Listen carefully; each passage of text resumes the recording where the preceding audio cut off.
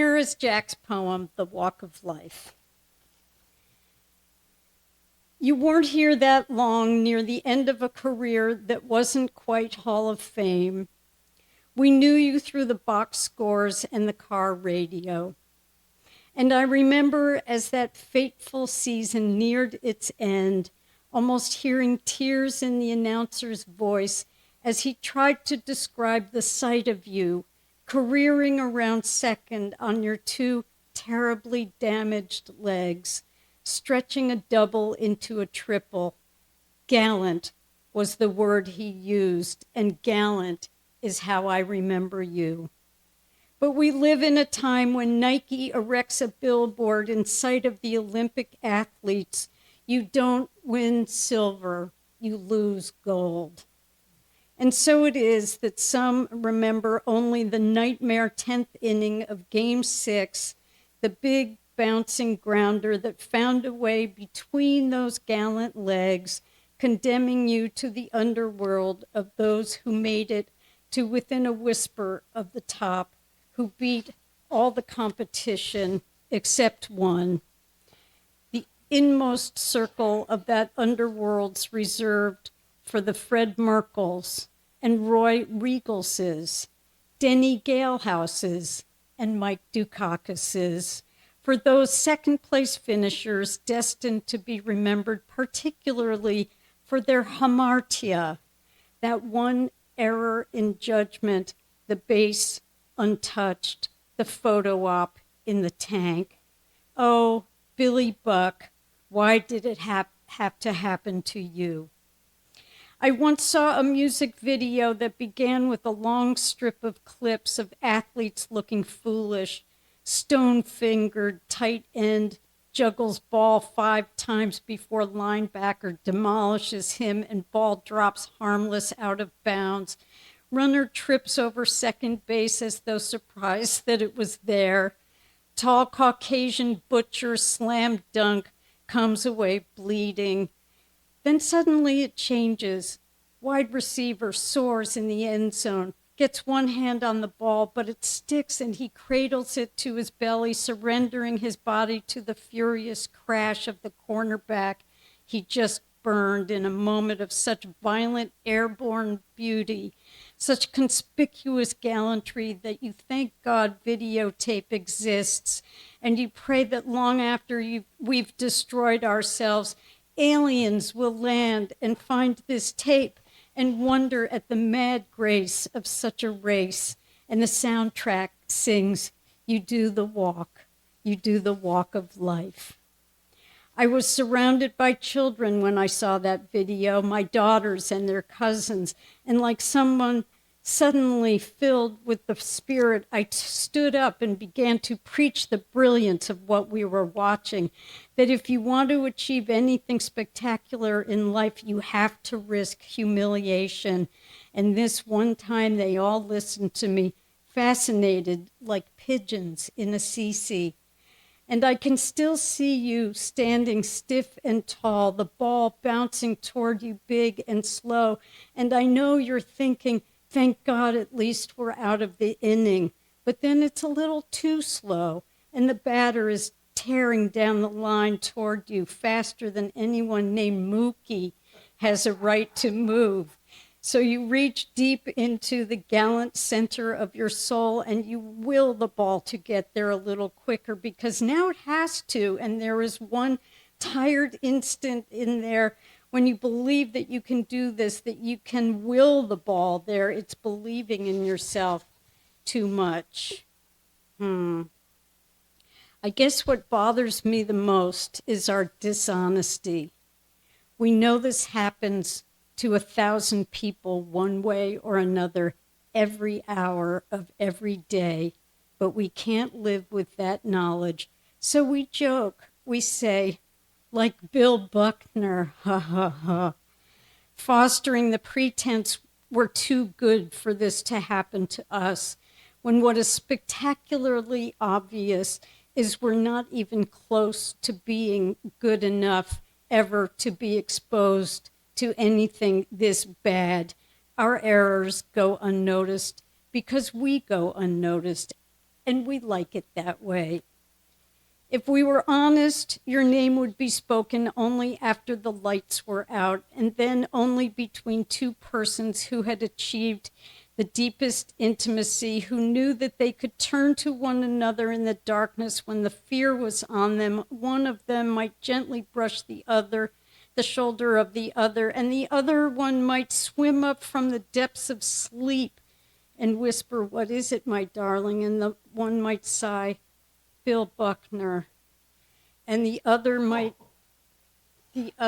caress the one and whisper, "Shh, it's all right. Sleep will come. When you're not looking, morning will come, and breakfast, and things that should be easy will be easy once more. It's the walk of life. You've walked it before, and you will walk it again." Jack McCarthy.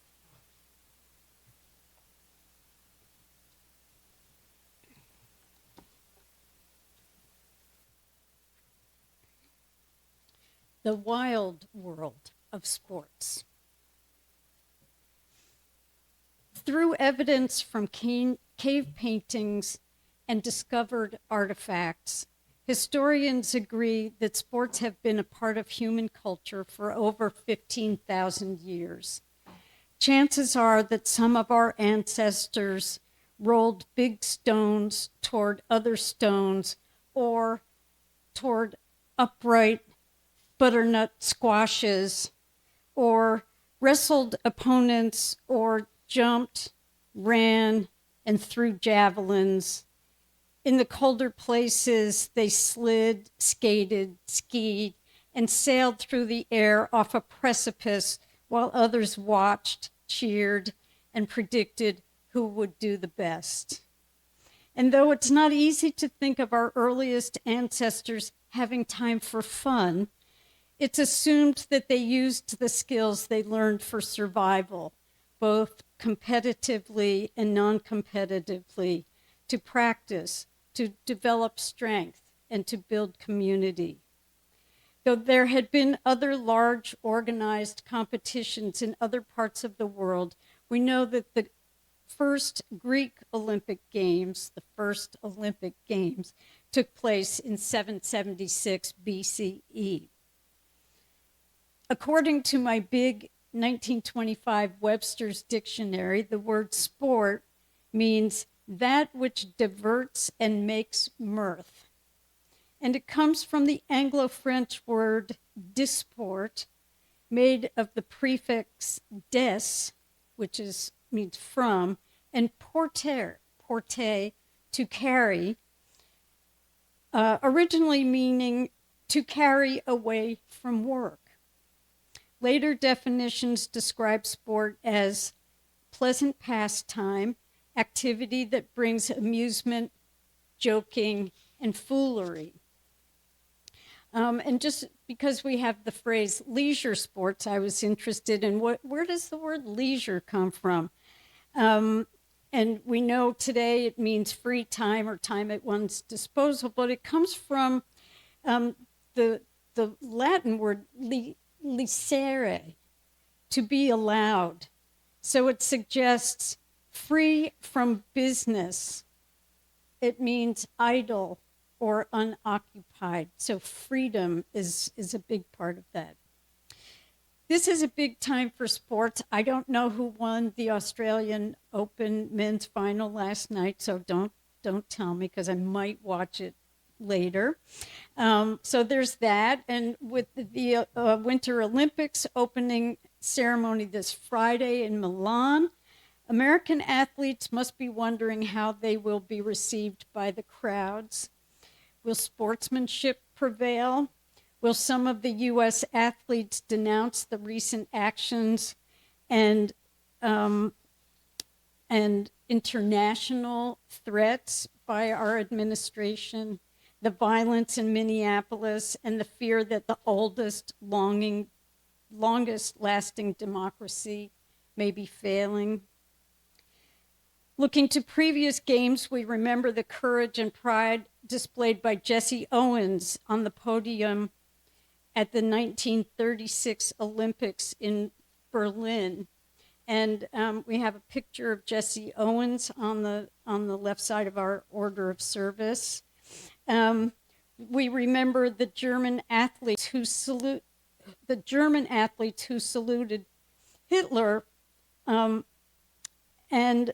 Owens with a bent arm and hand at his forehead saluting the American flag.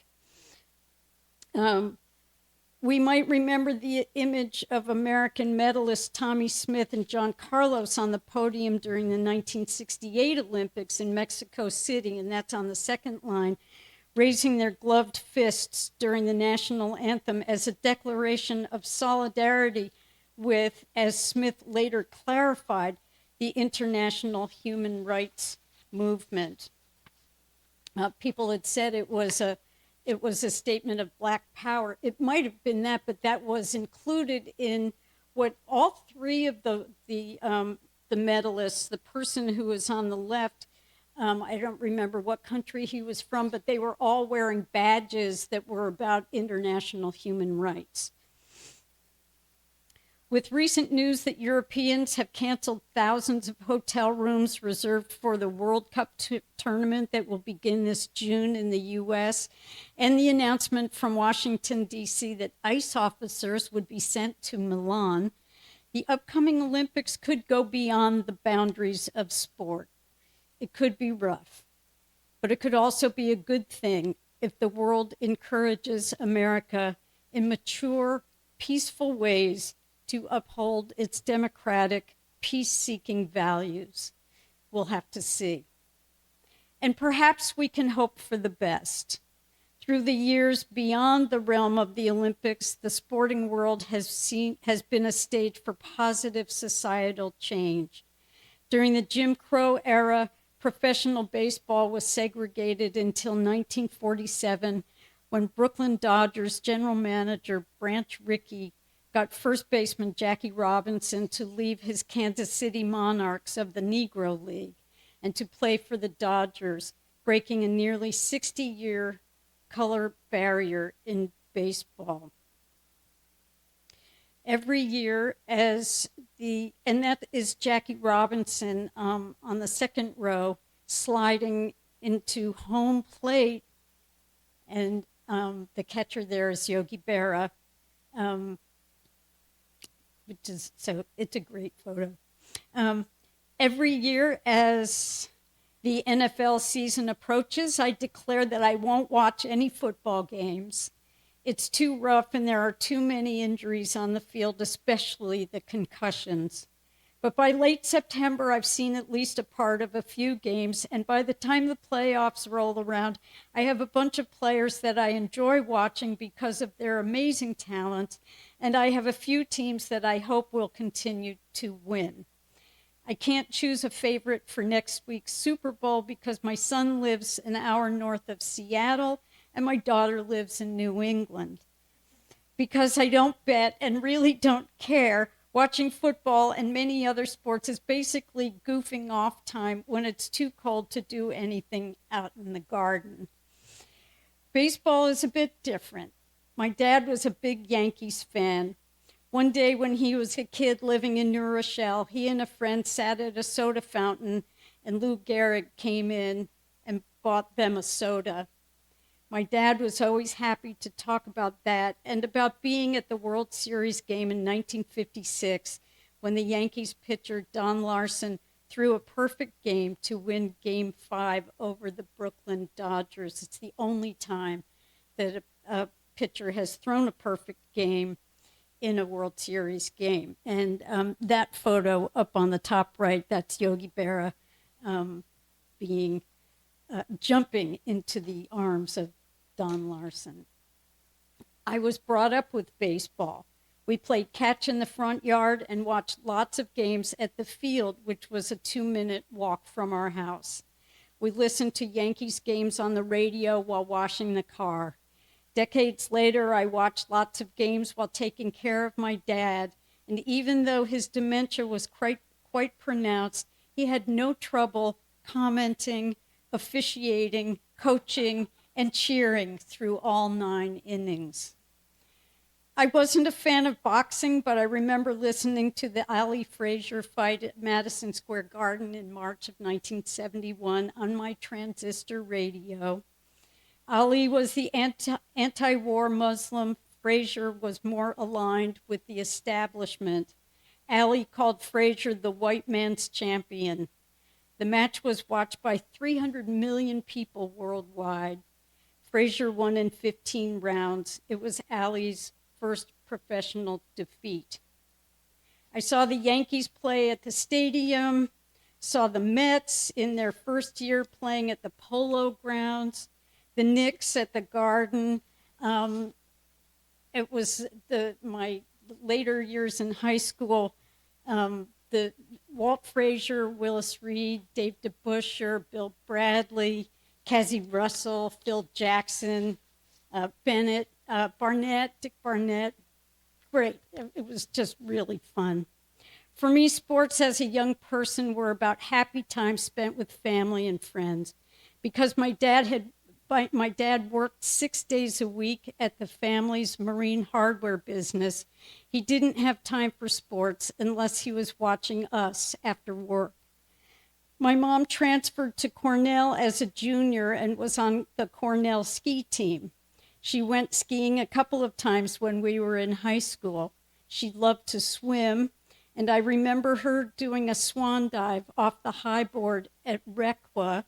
Some of you might know Requa. It's in Muncie, New York, Requa Lake. I watched my mom water ski on her 80th birthday. She rode her bike for years after that. My brother Johnny played little kids football and little league baseball.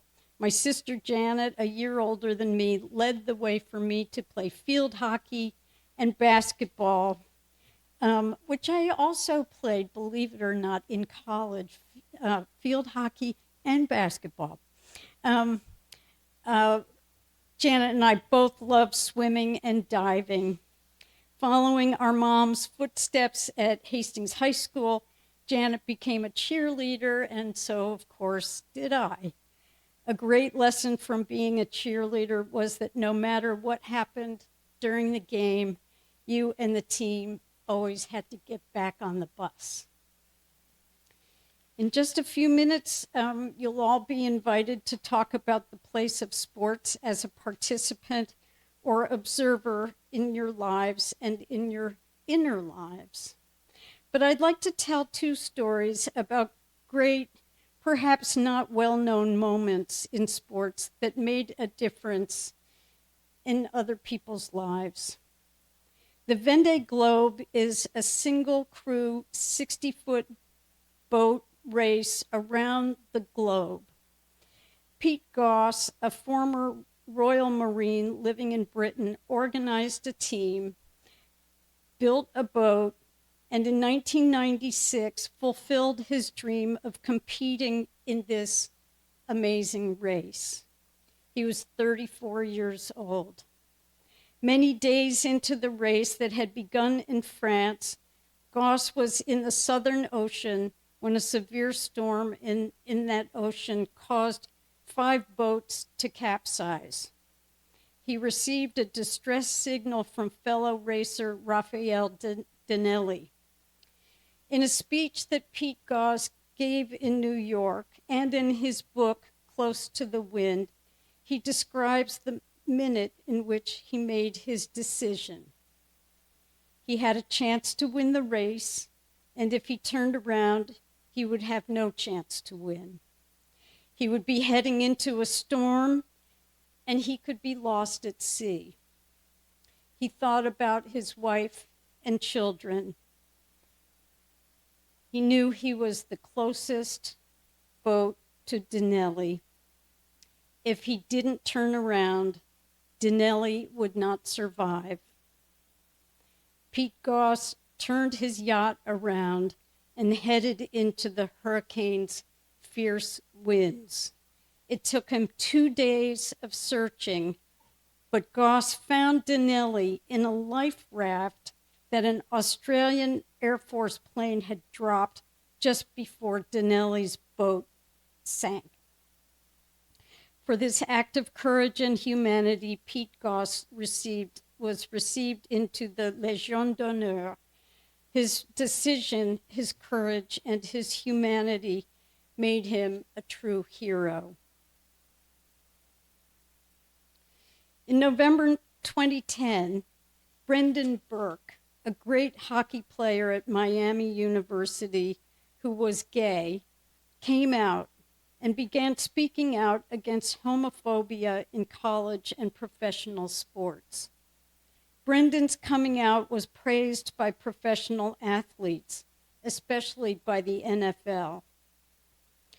Brendan's father had been the general manager for the Toronto Maple Leafs and other teams and was well known throughout the league.